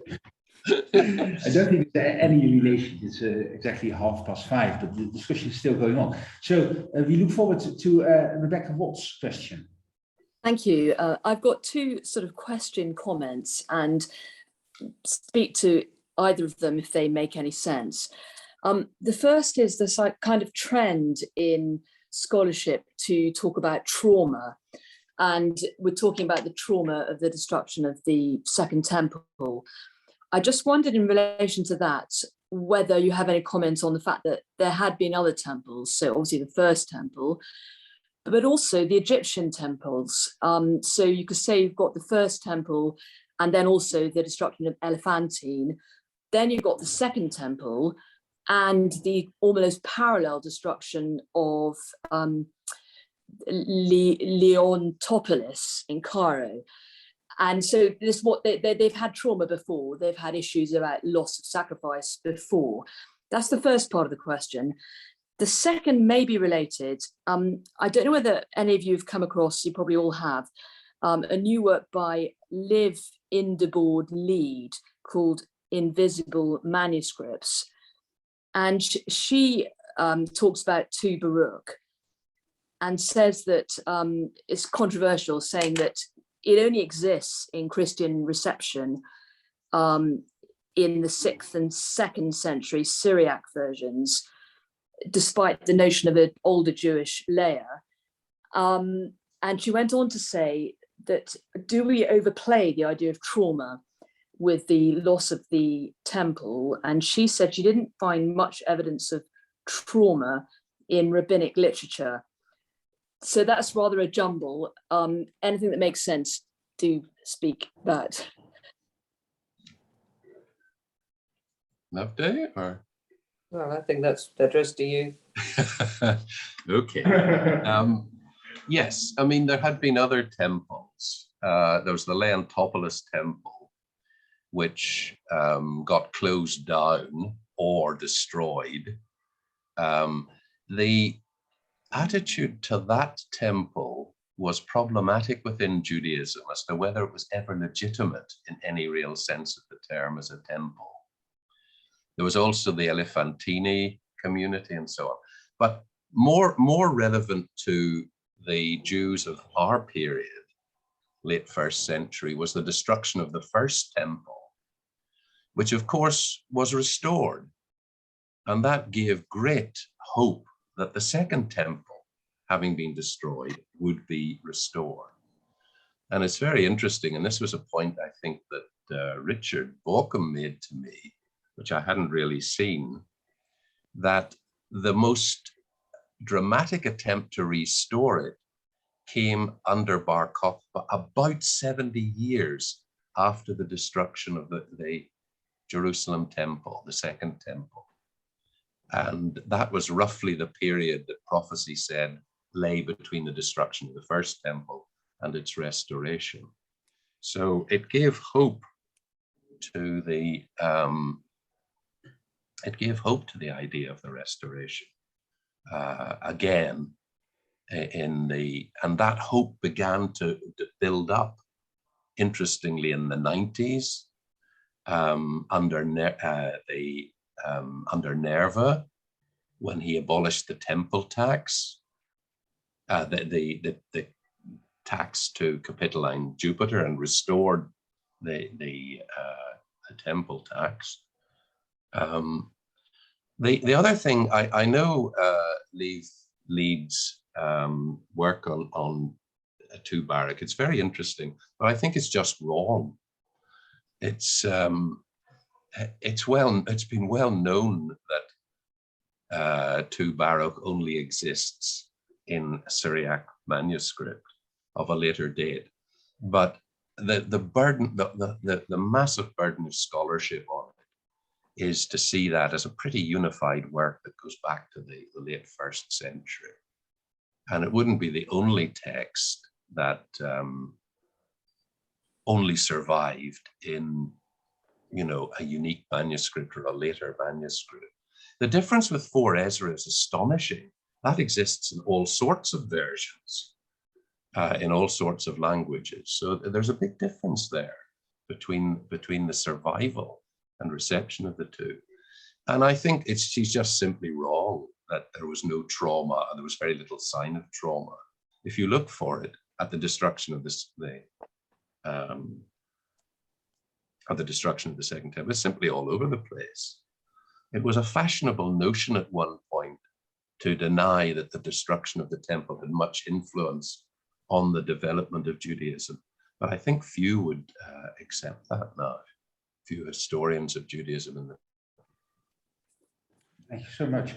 Do one of our Old Testament colleagues want to come in? Professor Nathan MacDonald or Dr. Mark Scalata, very welcome to share their views from their disciplines. If not, there is a question from Alexi Franciantonio about Greco-Roman philosophy. Alexi. Yes, thank you both for really interesting paper. I don't pretend to be any specialist on Hebrew, so you'll have to forgive any naivety that bleeds through my questions here. But I do have 2 questions nonetheless. I think my second question might have already been dealt with a little bit in this last answer that we heard, but I'll pose it in any case, and you can do with it what you want. You made very frequent and I think very illuminating reference to contemporaneous Jewish texts and traditions that haven't yet been dealt with in commentaries on Hebrews, such as the Qumran scrolls in particular. And as you know much better than I, there are also many other scholars who have appealed to Greek and Roman philosophers and religious experts as a sort of way through some of the thorny bits in Hebrews as well, especially from Plato.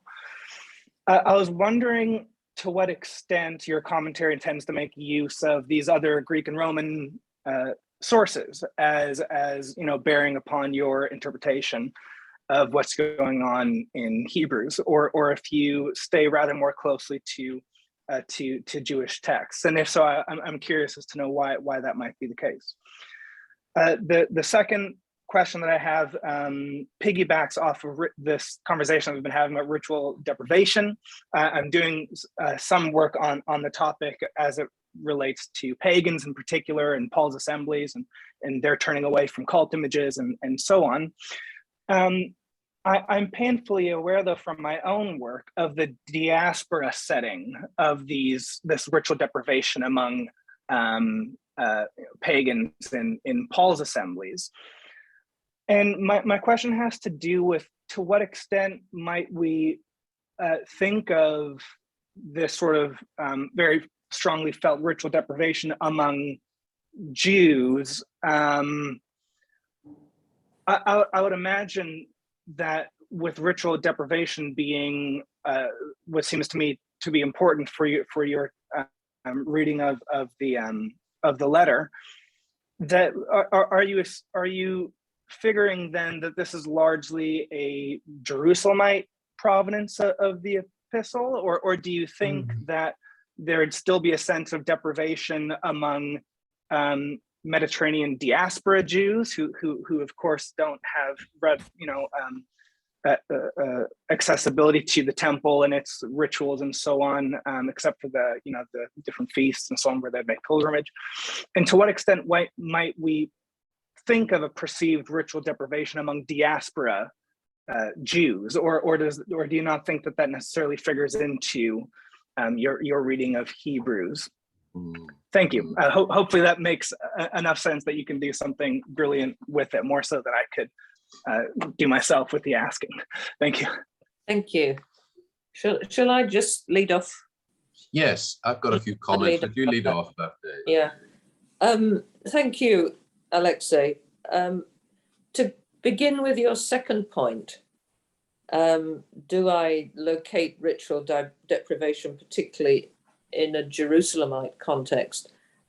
No, I was quite carefully trying, perhaps said this too fast, to move outside Jerusalem. So I think if you think of, people often talk about Hebrews as addressed to Jews who are in danger of slipping back into Judaism. And the way that is often expressed, perhaps in a rather naive way, I made the point that attendance at temple rituals would only have been a realistic possibility while the temple was standing for people who lived in Jerusalem or perhaps went on pilgrimage to Jerusalem. But I think that's a too mechanistic and limited way to look at it. You've only got to read Philo, for example, an Alexandrian Jew who visited Jerusalem, I think, once in his life and was hugely moved by this. The role that the temple played in the life of diaspora Jews. And we can find evidence for that, I think, all over diaspora literature. Both in Philo and in Josephus, of course, is writing. He was a Galilean Jew, but he is writing from Rome as he in later life. But my point was that the deprivation would also operate for any member of a diaspora Jewish community for whom the synagogue would be the center of social life and community life and family life.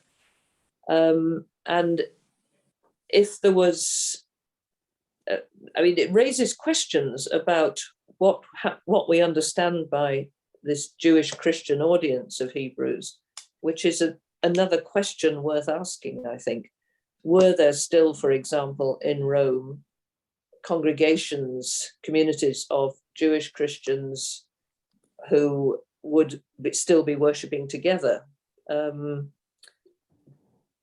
takes you into the question of the parting of the ways and the ways in which Jewish and Christian communities still were part of the same community.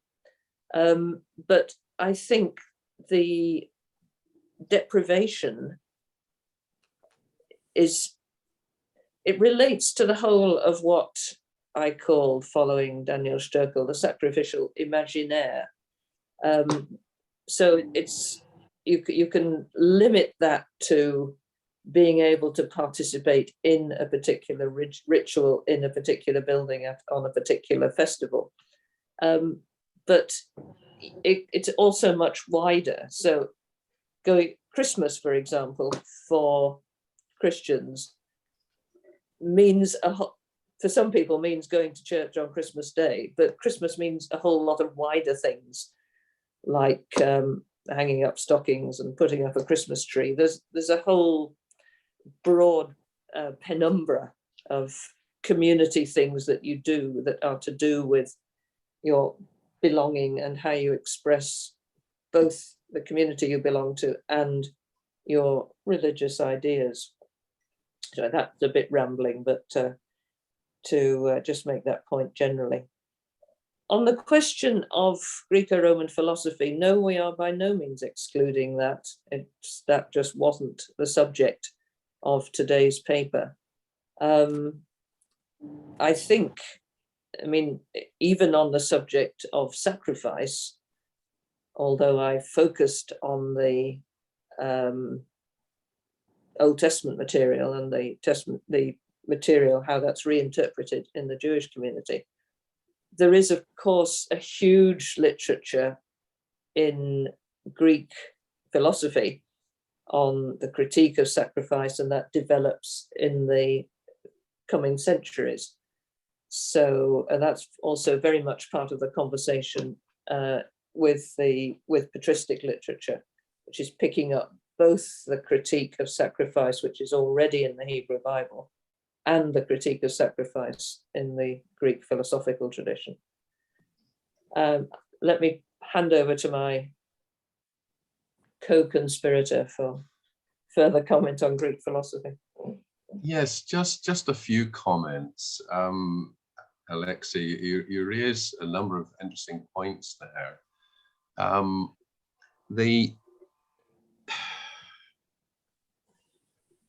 you mentioned about Platonic elements in Hebrews, which have been much invoked, usually through parallels with Philo.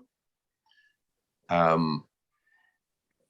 don't think that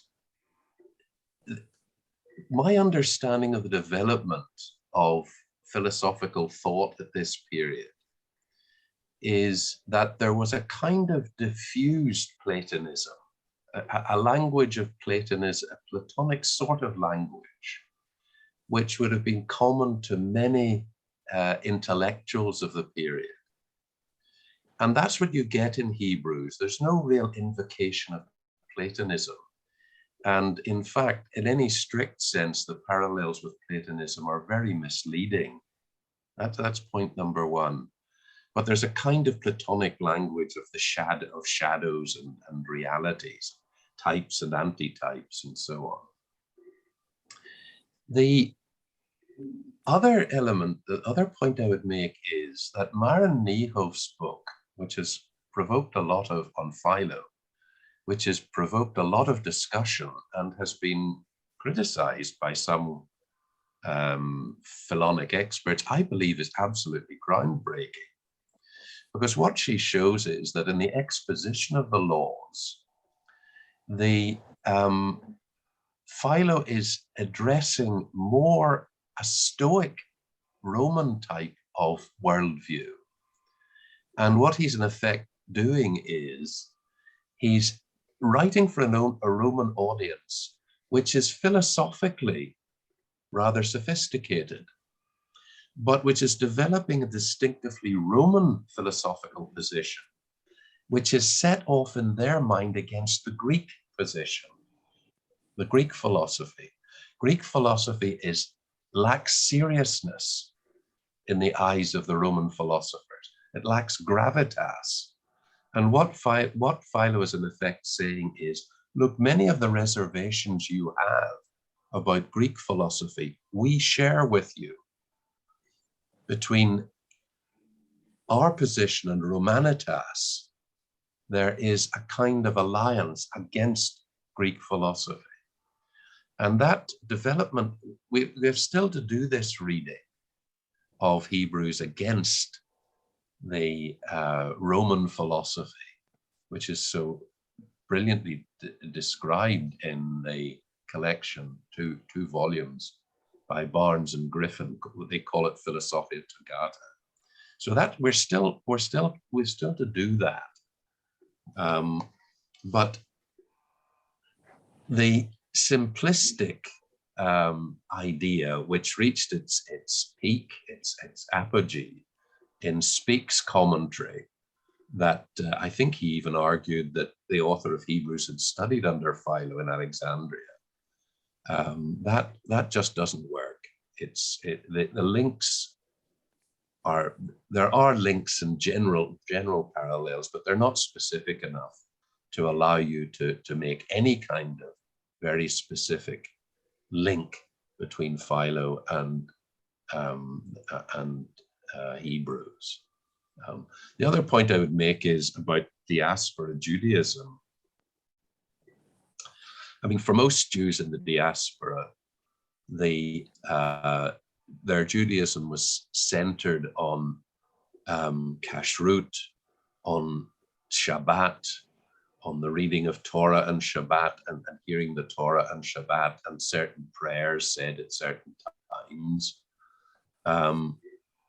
But for some of them, the cultic deprivation, I think, must have been quite acute. And the evidence for that partly lies, as Loveday has hinted, in the textualization of the cult. Philo's description of the cult and his textualization of the cult is astonishingly rich. And so is Josephus. Josephus, writing at the end of the 1st century, talks as if the cult is still actually happening. It's astonishing. I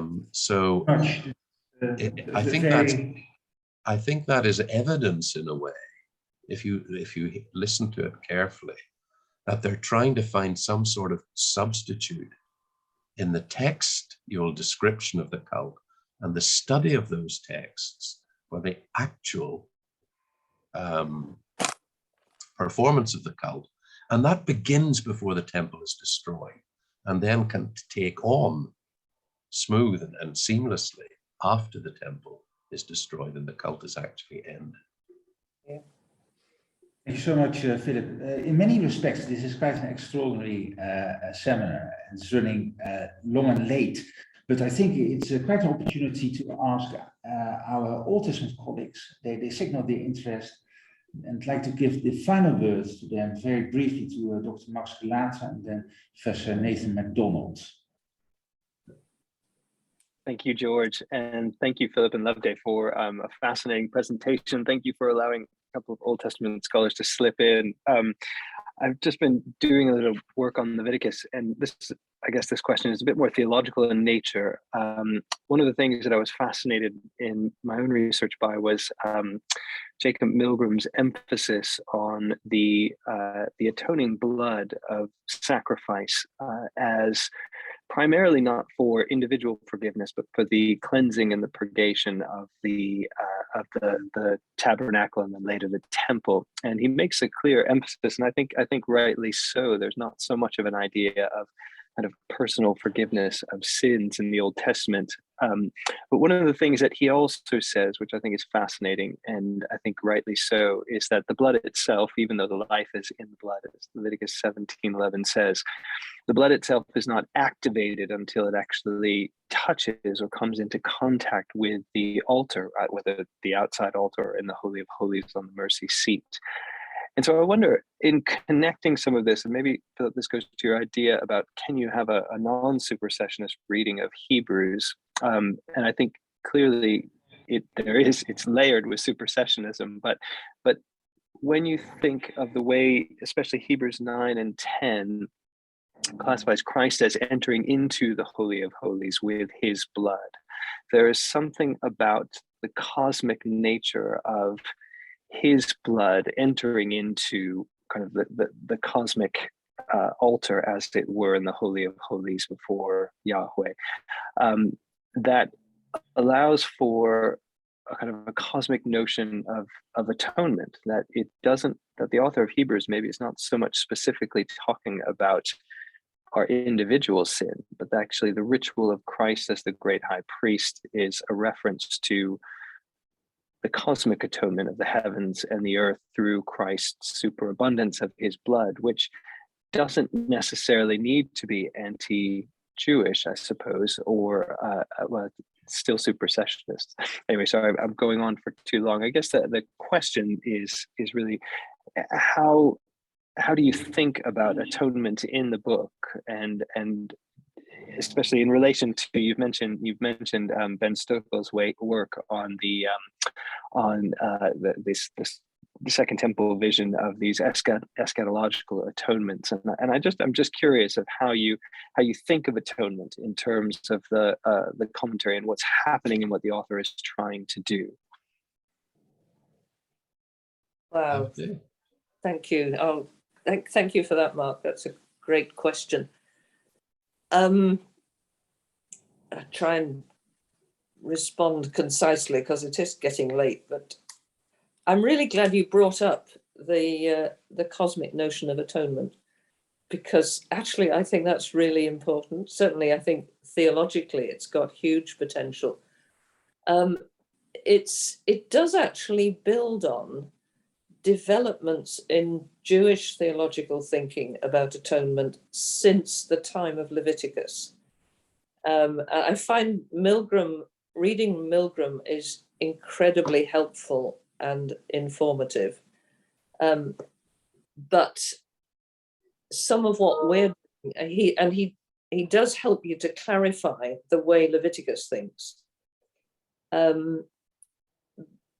Hebrews doesn't always think the same way as Leviticus thinks, but neither does Philo.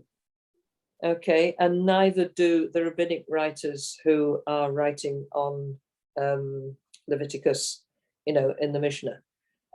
So I think there's partly a development within Jewish thinking, several different strands of Jewish thinking, and Hebrews is part of that living tradition. So Hebrews isn't simply, as some people would just say, Hebrews has got the Bible wrong. Hebrews has read Leviticus wrong. I don't think that's what's happening. Hebrews is part of this living tradition, and reading one part against another, I think, is immensely illuminating. So the idea of the high priest as the high priest's intercession is really important in Philo, and he is the intercessor on behalf of the whole cosmos, which I find a really, I have to say, a beautiful idea, and he expresses it in terms of the high priestly garments, representing the blue, representing the cosmos and the stars and the skies. So I think there's definitely theological freight there to be developed. But Hebrews does retain from Leviticus this awareness that the sanctuary itself needs to be cleansed, which, as Milgram rightly points out, is what the Yom Kippur ritual is actually about in Leviticus 16. So I think it develops and becomes much more connected with personal repentance. And certainly, again, if you're reading Philo, that's part of the story, but it's never the whole story. And so Hebrews has this incredibly daring statement that the heavenly sanctuary needs to be cleansed by the offering of Christ's blood, which I don't think we've even begun to think about what that might mean theologically. So thank you for raising that. Yeah, can I just make one brief point, Mark, by way of balancing what I was saying about supersessionism? For the epistle to the Hebrews, the writer of the epistle of the Hebrews, Leviticus remains fundamental Christian scripture. And that was well taken, that was well understood in the early church when Marcionism and various forms of Gnosticism were rejected. And the Old Testament became became Christian scripture. And the way that Hebrews understand it, I think, is relatively simple. The Levitical system, as described in the Torah, is the propaedeutic to the coming of Christ. It gives the God-given categories according to which we are supposed to understand the Christ event. So a death happened. A man called Jesus of Nazareth was crucified on a cross in Jerusalem. That's the brute fact. The way that that is to be understood, according to Hebrews, is in terms of the Day of Atonement rituals in the Hebrew Bible. So this is why he still seems to be saying to his Christian audience, you need to study Leviticus. You need to understand Leviticus, because that is the God-given way of understanding the death of Christ. So that makes a very organic, powerful, organic link between those rituals and the death of Christ. Thank you very much, Philip. Last question by Professor Nathan MacDonald. George, thank you. And thank you for not only allowing us interlopers to be here, but even welcoming questions from us. That's very generous of you. Thank you. Thank you, Philip and Loveday.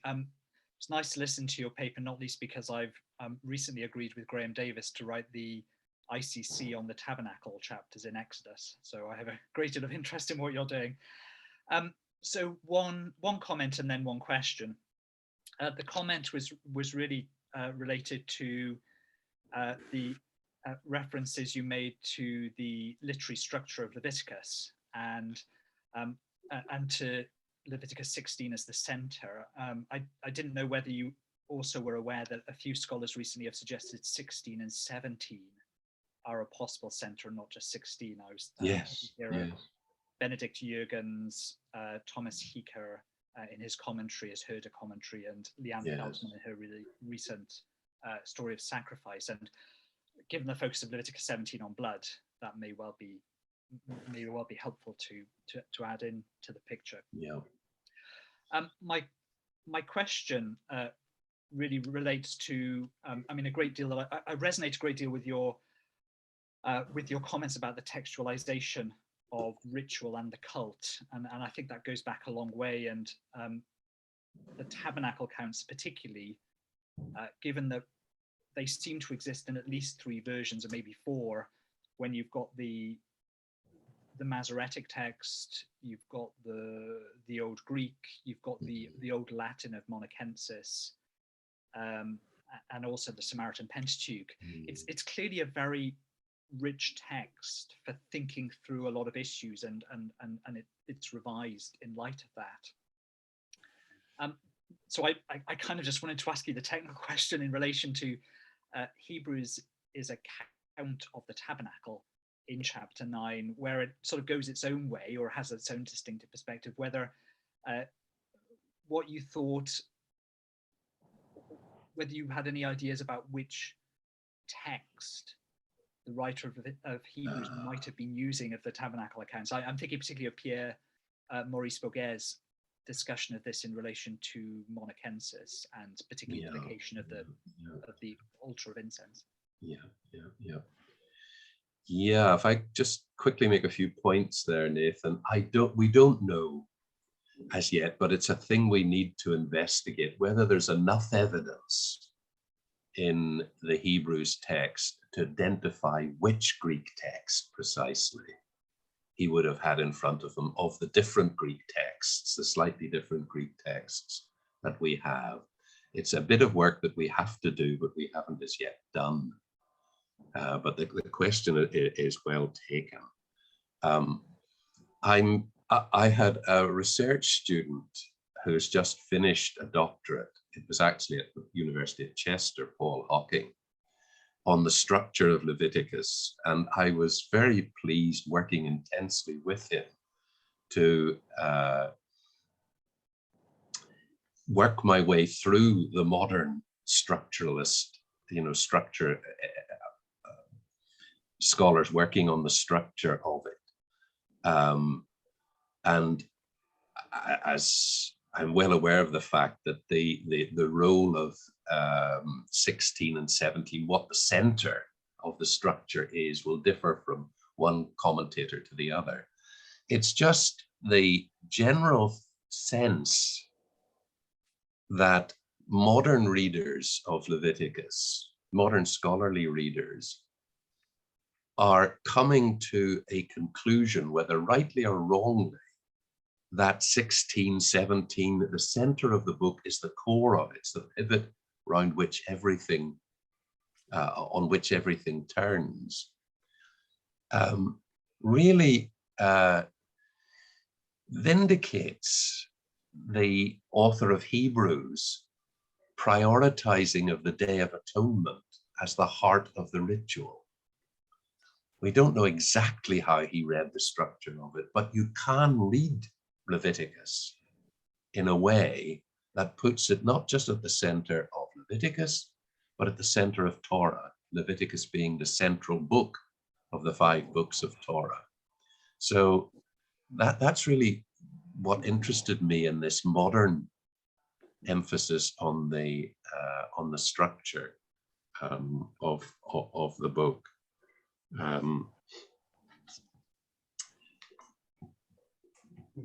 I was going to make another point, but it's escaped my mind. So I've seen your moment, but I think probably, George, we've tortured these people long enough. But absolutely splendid. So thank you so much, Loveday and Philip. It was absolutely brilliant. Time is clearly too short. For every question, we got 2 answers. And this discussion, and that's a positive thing, is clearly not once and for all, and it's still continuing. So thank you so much for 2 brilliant papers in such unison and very stimulating, and we wish you luck with the completion of your great commentary. Thank you so much. Thank you for your thank you for inviting us.